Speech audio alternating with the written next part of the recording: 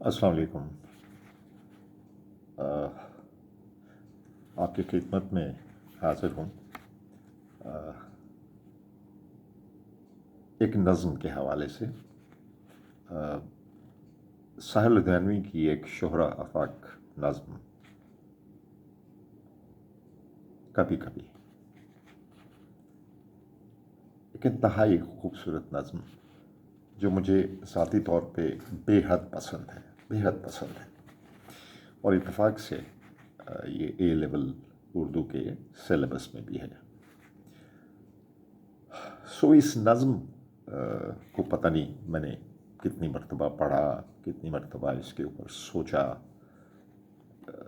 اس کو سمجھنے کی کوشش کی، تو پتہ نہیں کیوں میرے دل میں خیال آیا کہ کیوں نہ اس نظم پہ طب آزمائی کی جائے۔ معاملات کو جس حوالے سے ساحر لدھیانوی نے دیکھا،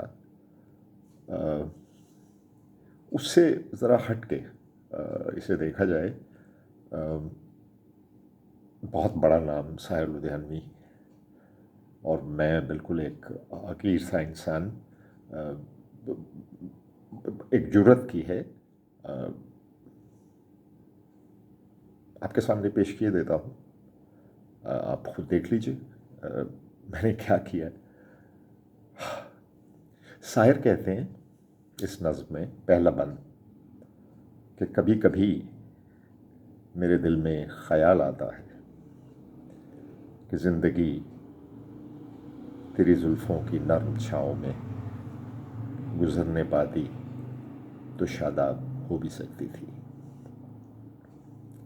یہ تیرگی جو میری زیست کا مقدر ہے تیری نظر کی شعاؤں میں کھو بھی سکتی تھی۔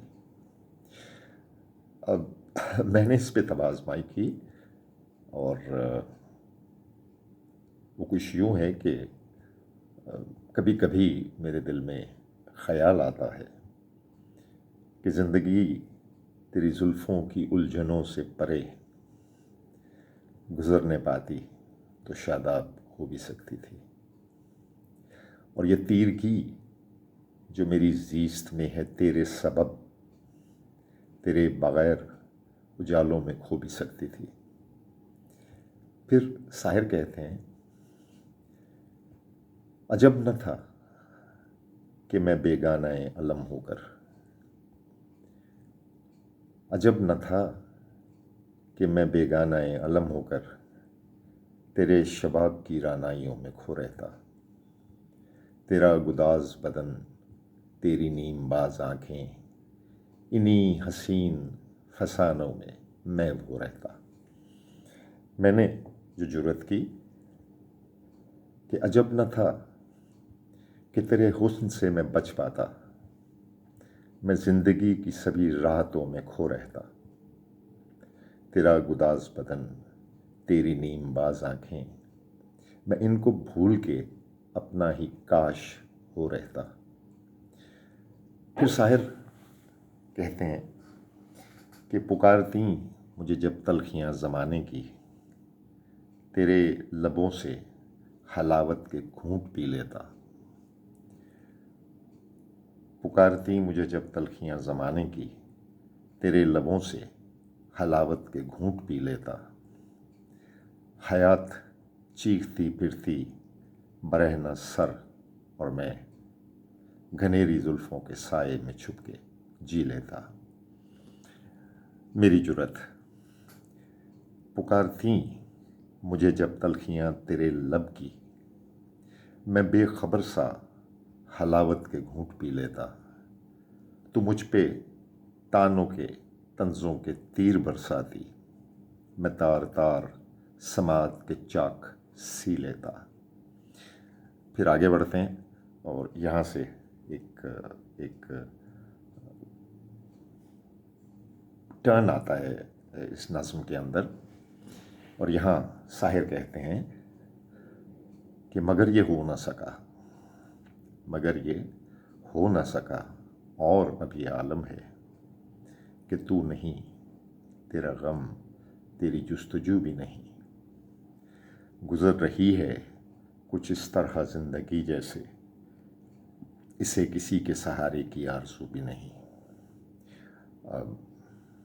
میں نے جو کوشش کی اس پہ وہ یہ ہے کہ مگر یہ ہو نہ سکا، مگر یہ ہو نہ سکا، اور اب یہ عالم ہے کہ تو ہی تو ہے، کوئی اور جستجو ہی نہیں۔ گزر رہی ہے کچھ اس طرح زندگی جیسے کسی خوشی کسی راحت کی آرزو ہی نہیں۔ نظم میں آگے بڑھتے ہیں۔